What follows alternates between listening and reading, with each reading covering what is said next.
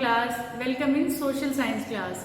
Dear students, today in this class we are going to discuss our lesson 4, the Mughal Empire from our book Our Past. In our previous class we have discussed that कि दिल्ली के ऊपर Mughals ने rule किया. Mughals के जो Kings थे, famous जो rulers थे वो थे बाबर, हुमायूं, अकबर, जहांगीर, शाहजहां एंड औरंगजेब. इनके बाद भी कुछ रूलर्स आए बट वो इतने ज़्यादा पॉपुलर नहीं थे. तो बेसिकली हमारा जो फोकस है वो इन्हीं रूलर्स पर है. सो इसमें आज हम जो कवर करेंगे वो टॉपिक्स हैं मुगल ट्रेडिशन ऑफ सक्सेशंस, जिसके अंदर हम बात करेंगे कि कैसे मुगल्स अपनी प्रॉपर्टी का जो बंटवारा था, डिवीजन, वो कैसे करते थे. देन हम पढ़ेंगे कि मुगल्स जो हैं वो अपने दूसरे रूलर्स के साथ, उनके साथ रिलेशन कैसे थे. और यहाँ पर कुछ टर्म्स हैं जो मुगल्स अपने एडमिनिस्ट्रेशन में यूज करते थे, तो उन टर्म्स के बारे में आज हम सीखेंगे. Let's start our chapter, the Mughal tradition of succession. The Mughals did not believe in the rule of primogeniture, where the eldest son inherited his father's estate. So जो मुगल थे वो प्राइमोजेनिचर में बिलीव नहीं करते हैं. प्राइमोजेनिचर एक ऐसा सिस्टम होता है जिसमें प्रॉपर्टी का डिवीजन जो है वो सारे सिबलिंग्स में, बहन भाइयों में इक्वल ना करके जो सबसे बड़ा बेटा होता है उसको सारी प्रॉपर्टी दे दी जाती है. जबकि मुगल्स थे वो किस में बिलीव करते थे? They followed Mughals and Timurid customs coparcenary inheritance. तो वो किस में बिलीव करते थे? उनके जो पूर्वज थे, एंसेस्टर्स थे तिमूर, उन्होंने जो प्रथा चलाई हुई थी उसको वो उसमें बिलीव करते थे. और उसमें क्या सिस्टम था कि सभी सिबलिंग्स के अंदर, सभी बेटों के अंदर के प्रॉपर्टी का बंटवारा जो वो सभी बेटों में इक्वली कर दिया जाता था. तो वो कॉपर्सनरी सिस्टम था और उसी में मुगल्स बिलीव करते थे. अब बात करते हैं हम Mughals relation with other rulers. Mughals के दूसरे राजाओं के साथ कैसे रिलेशन थे. हमने जब टेबल अपनी 1 की थी उसमें देखा था हमने मेजर इवेंट्स जो मुगल्स ने कैंपेन चलाई थी और किन किन राजाओं को हरा के डिफीट करके उन्होंने विजय प्राप्त करी थी. Mughal rulers campaign constantly against the rulers who refuse to accept their authority. तो मुगल्स जो है वो कॉन्टिन्यूसली उन राजाओं के अगेंस्ट बैटल करते थे जो उनकी अथॉरिटी को मानने से मना करते थे. But as the Mughals became powerful many other rulers also join them voluntary. जब मुगल्स जो है वो पावरफुल बन गए थे तो बहुत सारे राजा जो थे, दूसरे छोटे जो राजा थे जो इतने पावरफुल नहीं थे, उन्होंने अपनी मर्जी से, अपनी इच्छा अनुसार मुगल्स को अपना मेन जो राजा है वो मान लिया था. The Rajput are a good example of this. और इसका एक बढ़िया एग्जाम्पल हमारे राजपूत हैं. Many of them married their daughter into Mughal families and received high position. बहुत सारे राजपूत ऐसे थे जिन्होंने अपनी बेटियों की शादियां मुगल्स के साथ कर दी थी और जिसके बदले में मुगल्स ने उन्होंने अपने राज्य के अंदर, एम्पायर के अंदर बड़ी पोजीशंस दे दी थी. But many resist as well. बहुत सारे, मतलब कुछ राजपूत ने जरूर उनकी बात मानी थी पर बहुत सारे ऐसे भी थे जिन्होंने रेसिस्ट किया था. The Sisodia Rajputs of Mewar refused to accept Mughals authority for a long time. जो मेवाड़ के सिसोदिया राजपूत थे वो काफी टाइम तक वो इस बात को मानने से मना करते रहे. बट बाद में मुगल्स ने उनको डिफीट कर दिया था. And they were honourably treated by the Mughals. हराने के बाद भी बट मुगल्स ने उनके साथ जो है वो सम्मानजनक व्यवहार किया था. And given their lands back as assignments. और मुगल्स ने जो डिफीट करने के बाद राजपूत्स को उनकी जो लैंड अपने कैप्चर कर ली थी उस लैंड को उन्होंने वापस से राजपूत्स को दे दिया. अब यहाँ पर एक वर्ड यहाँ पर यूज किया गया है वतन. वतन जो वर्ड है वो मुगल्स लैंड के लिए यूज करते थे, जमीन के लिए यूज करते थे.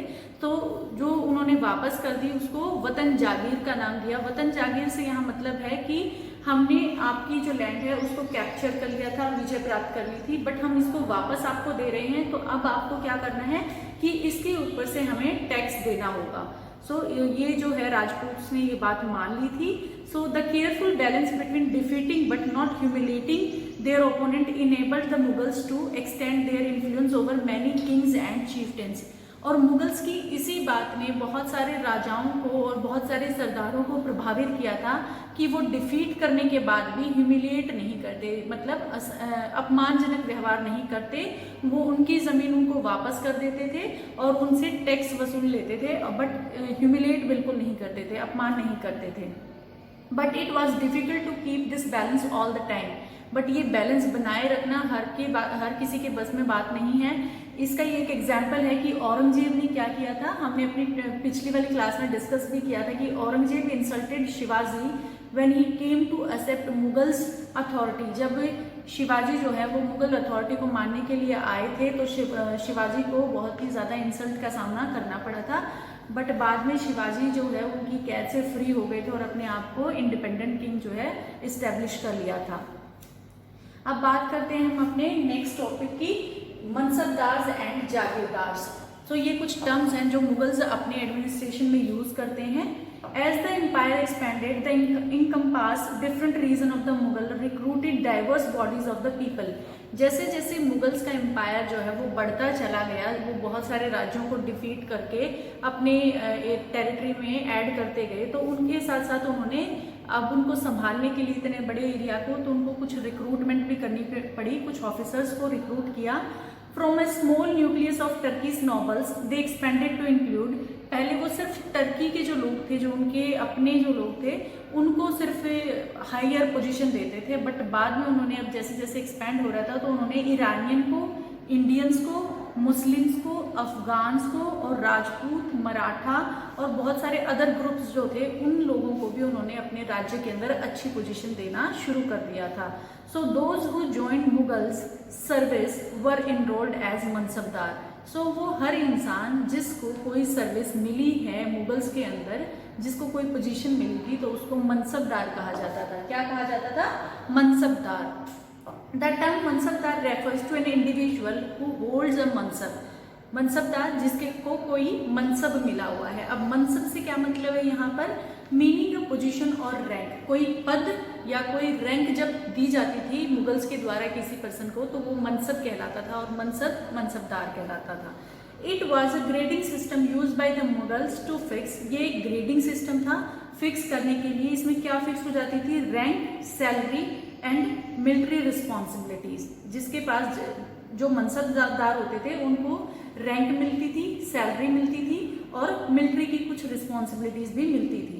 Rank and salary were determined by A numerical value called जात।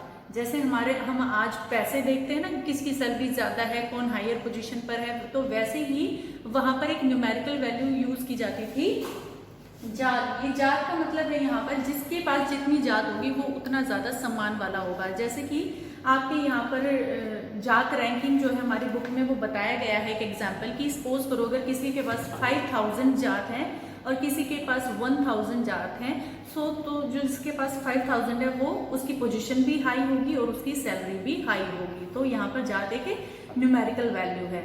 So the higher the जात, the more prestigious was the noble's position in the court। और जिसके पास जात ज्यादा होगी दरबार में उसका सम्मान उतना ज्यादा होगा, उसकी सैलरी उतनी ज्यादा होगी। The mansabdars military responsibility required him to maintain a specified number of sabars and cavalrymen। अब जो ये मनसबदार होते थे इनको कुछ मिलिट्री रिस्पॉन्सिबिलिटी भी मिलती थी जिसमें इनको सवार और कैवलरीमैन, सवार का मतलब जो पैदल सैनिक चलते हैं युद्ध के लिए और कैवलरीमैन का मतलब जो घुड़सवार होते हैं, तो यहाँ पर इनको सैनिक रखने होते थे। The mansabdar brought his cavalrymen for review, got them registered, their horses branded and then received money to pay them as salary. तो मनसबदार को अपने जो घुड़सवार होते हैं उनको लाना होता था और उनको ब्रांड करवाना होता था। दैट मीन उनके ऊपर मोहर लगती थी और उनकी जांच होती थी। उसके बाद उनको सैनिकों को रजिस्टर किया जाता था और आफ्टर रजिस्ट्रेशन ही वो एबल हो पाते थे सैलरी लेने के। Mansabdar receive their salaries as revenue assignment called jagirs. तो यहाँ पर एक नई टर्म और यूज हुई है, क्या हुई है? जागीर्स।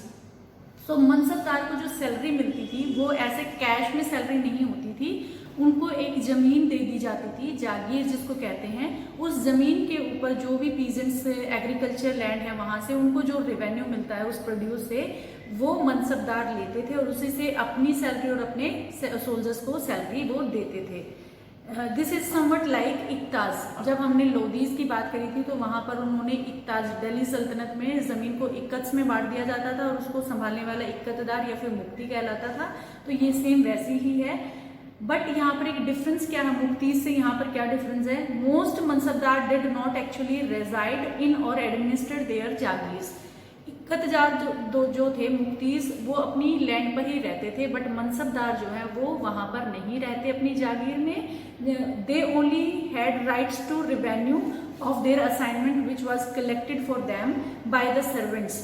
जबकि ये जो मनसबदार थे, इनको जो जागीर मिलती थी वो इससे सिर्फ रेवेन्यू कलेक्ट कर सकते थे और वो भी इनके सर्वेंट करते थे, जबकि जो मनसबदार होते थे वो किसी और एरिया में उस टाइम पे बिजी होते थे, देश की किसी और एरिया में वो रह रहे होते थे या वहां पे काम कर रहे होते थे। अब यहाँ पर एक पिक्चर दी गई है और इसमें दिखाया गया है कि कैसे मनसबदार जो है उसके पास सवार भी हैं जो पैदल चल रहे हैं और यहाँ पर कैवलरी मैन भी हैं जो हॉर्स पर सवार हैं, घुड़सवार जो है। तो ये पिक्चर्स आपको ध्यान से देख लेंगे, इससे आइडिया हो जाएगा कि मुगल्स का एडमिनिस्ट्रेशन कैसे चलता था। In Akbar's reign, these jagirs were carefully assessed so that their revenue were roughly equal to the salary of the mansabdar. Akbar की जो टाइम में एडमिनिस्ट्रेशन था वो बहुत अच्छे से होता था और ये जो जागीर्स हैं इनको भी टाइम टू टाइम चेक किया जाता था कि इनसे कलेक्ट होने वाला जो रेवेन्यू है वो इक्वल हो मनसबदार की सैलरी के बराबर। मीन्स जो मनसबदार जिसकी जितनी जात होगी उसकी सैलरी भी उतनी होगी। तो यहाँ पे इस चीज का ध्यान बहुत ज्यादा रखा जाता था। By the Aurangzeb's reign this was no longer the case and the actual revenue collected was often less than the granted sum। But ये चीज जो है वो अकबर के टाइम में तो बहुत ठीक थी, बट औरंगजेब तक आते ये क्या हो गई थी, ये प्रॉपर हो नहीं पाई थी और यहाँ पर जो अमाउंट कलेक्ट होता था वो सैलरी से बहुत ज्यादा कम होता था। और इसका क्या रीजन था, there was also huge increase in the number of the mansabdar. Aurangzeb ने मनसबदार की संख्या जो है वो ज्यादा कर दी थी और इसीलिए वहां पर उनको सैलरी कम मिल पाती थी, which meant a long wait before they received a jagir. So mansabdar को क्या करना पड़ता था, जागीर पाने के लिए ही इंतजार करना पड़ता था। So these and other factors created a shortage in the number of jagirs. As a result, many jagirdar tried to extract as much revenue as possible while they had a जागीर। तो अब इसमें क्या हो गया, करप्शन होना शुरू हो गया, क्योंकि जागीरदार को जो मनसबदार उनको वेट करना पड़ता था जागीर के लिए।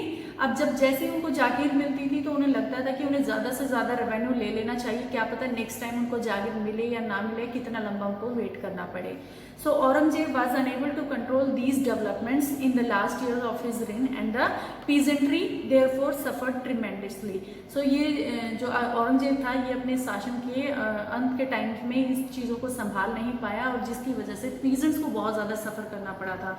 यहाँ पर एक पिक्चर दी गई है और इसमें आपको दिखाया गया है कि कैसे यहाँ पर करप्शन हो रहा है, कि एक पर्सन यहाँ पर मनसबदार को रिश्वत दे रहा है, ब्राइब दे रहा है और कैसे यहाँ पर दूसरे जो रेवेन्यू कलेक्टर्स हैं वो कैसे यहाँ पर पीजेंट्स को स्कोल्ड कर रहे हैं, उनको मार रहे हैं, उनकी पिटाई कर रहे हैं। तो यहाँ पर पीजेंट्स की आप देख सकते हैं, तो पीजेंट्स के अंदर भी यहाँ पर गुस्सा आ गया था। अब बात करते हैं हम अपने नेक्स्ट टॉपिक की, जब्त एंड जमींदार। सो जब्त एंड जमींदार की यहाँ पर न्यू टर्म्स हैं आपके लिए, सो ध्यान से सुनना। The main source of income available to Mughal rulers was tax on the produce of the peasantry। So Mughals का जो मेन सोर्स ऑफ इनकम था वो क्या था, जो पीजेंट्स थे, किसान जो खेती करते थे, जो प्रोड्यूस था उनका, उससे आने वाला रेवेन्यू हुई मेन सोर्स था। In most places peasants paid taxes through the rural elites, this is the headman of the local chieftains. और पीजेंट्स जो थे वो डायरेक्ट टैक्स नहीं दे रहे होते थे, वो किसी मीडिएटर के थ्रू पहुंचाते थे, जैसे कि गांव का जो मुखिया हो गया या फिर चीफ्टेन जो सरदार हो गए उनको मिलता था। सो मुगल जो है वो एक सभी के लिए, चाहे वो गांव का मुखिया हो या फिर कोई चीफ्टेन हो जो रेवेन्यू कलेक्ट कर रहे हैं, उन सब के लिए एक टर्म यूज की मुगल्स ने, वो टर्म थी हमारी zamindar. So to describe all intermediators whether they were local headmen of village or powerful chieftains। so जमींदार उन सब के लिए एक टर्म है। अकबर रेवेन्यू मिनिस्टर टोडरमल, अकबर का जो रेवेन्यू मिनिस्टर था उसका नाम था टोडरमल, और टोडरमल ने यहाँ पर क्या किया, ही careful survey of crop yield prices and areas cultivated for 10 years 1570 to 1580। 1570 से 1580 के बीच में टोडरमल ने बहुत अच्छे से गहन सर्वे किया था क्रॉप्स के बारे में, कितनी क्रॉप्स, कौन सी क्रॉप्स उग रही है, उसका क्या प्राइस है, कितने एरिया में वो कल्टीवेट हो रही है, और इन सब डाटा के ऊपर टैक्स वाज फिक्स्ड। इस स्पेसिफिक डाटा के ऊपर टैक्स लगा दिया गया। Each crops in cash, her crop के ऊपर कैश में एक बता दिया गया कि इस क्रॉप का ये टैक्स है। Each provinces was divided into revenue circles, और सभी प्रोविंसेस को, स्टेट्स को रेवेन्यू सर्कल में बांट दिया गया और सभी की अपना एक different schedule of revenue rates दे दिया गया कि जिस इलाके में जो क्रॉप्स हो रही है उनका उसी हिसाब से टैक्स होगा। So these revenue system was known as zabt, और ये क्या कहलाया, ये जो नया रेवेन्यू सिस्टम आया जिसमें क्रॉप्स के ऊपर फिक्स था रेट, वो कहलाया हमारा जब्त। सो यहाँ पर हमारी दोनों नई टर्म्स जो हमारे सामने आई उनका मीनिंग हमें क्लियर हो गया। It was prevalent in those areas where Mughal administrator could survey the land and keep very careful accounts, और ये कहाँ पर अच्छे से सक्सेसफुल हो पाया, जहाँ पर मुगल्स के जो ऑफिसर्स थे वो अच्छे से सर्वे कर सकते थे और उस अकाउंट का हिसाब अच्छे से रख सकते थे, वहाँ पर ये बहुत सक्सेसफुल हुआ। बट बिहार और गुजरात, सॉरी बंगाल और गुजरात में जो है वो ज़्यादा सक्सेसफुल नहीं हो पाया। In some areas of zamindar exercise a great deal of power.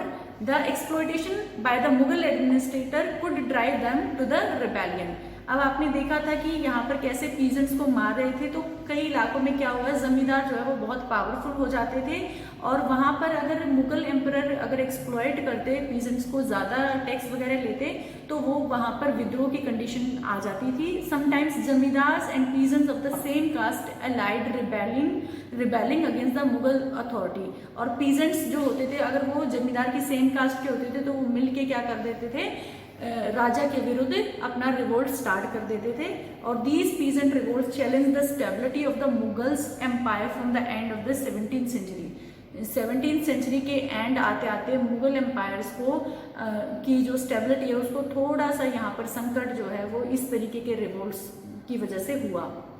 अब हम बात करते हैं अपने आज की क्लास के लास्ट टॉपिक की, that is Akbarnama. Akbarnama actually एक बुक थी जो लिखवाई गई थी अकबर ने अबुल फजल से। Akbar order one of his close friend and the courtiers Abul Fazl. Abul Fazl उनका दोस्त भी था, साथ के साथ दरबारी भी था। So Abul Fazl to write a history of his reign. तो अकबर ने कहा कि मेरे शासनकाल की या मेरे शासन के बारे में आप कोई किताब लिखें। So Abul Fazl wrote a 3 volume history of Akbar's reign title Akbarnama. उन्होंने एक बुक लिखी और उस बुक को उन्होंने 3 हिस्सों में डिवाइड कर दिया जिसका नाम उन्होंने दिया Akbarnama. The first volume deal with the Akbar's ancestors and the second volume recorded the events of the Akbar rain. जो पहला पार्ट था बुक का उसमें जो अकबर के एंसेस्टर्स थे, पूर्वज जो थे, उनके बारे में लिखा गया था। उनकी जो सेकेंड बुक थी उसमें उन्होंने अकबर के टाइम में जो इवेंट्स हुए थे या जो भी उनका शासन था उसके बारे में उन्होंने लिखा था। और जो थर्ड वॉल्यूम थी दैट इज आईने अकबरी, जिसका थर्ड पार्ट जो है उसका उन्होंने नाम दिया आईने अकबरी। उसके अंदर उन्होंने क्या किया, it deals with the Akbar's administration, household, army, the revenue and the geography of the empire. यहाँ पर इस आईने अकबरी में कैसा उनका ज्योग्राफिकल फीचर था एम्पायर का, कैसे वो काम करते थे, क्या एडमिनिस्ट्रेशन था, कितना रेवेन्यू कलेक्ट होता था, कैसी आर्मी रखी जाती थी, वो सब कुछ उन्होंने इस बुक में बता दिया। It also provide rich details about the tradition and culture of the people living in India. इसके साथ साथ भारत के लोगों का कल्चर कैसा था, कौन से धर्म को वो अपनाते थे, कैसे वो कपड़े पहनते थे, वो सब भी इसमें बताया गया है। The most interesting aspects about the Aine Akbari is its rich statistical detail about things as diverse as crops, yields, prices, wages and revenue।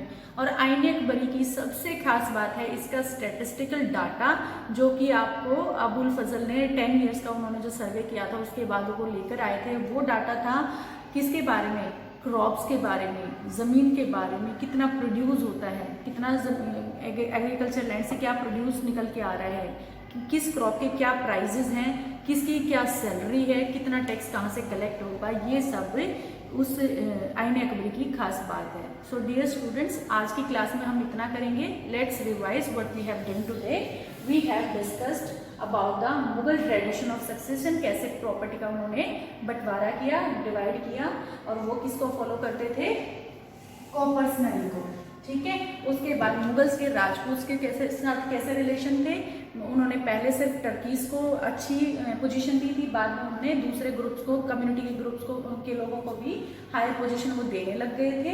उसके बाद यहाँ पर टर्म यूज करी, हमने देखा कि मनसबदार किसको कहते थे and jagirdar, and then we discussed Jabt and Zamindars, and then last Akbarnama. The last topic, Akbar's policies. We will do this topic in our next class. Till then, stay happy, keep learning. Thank you.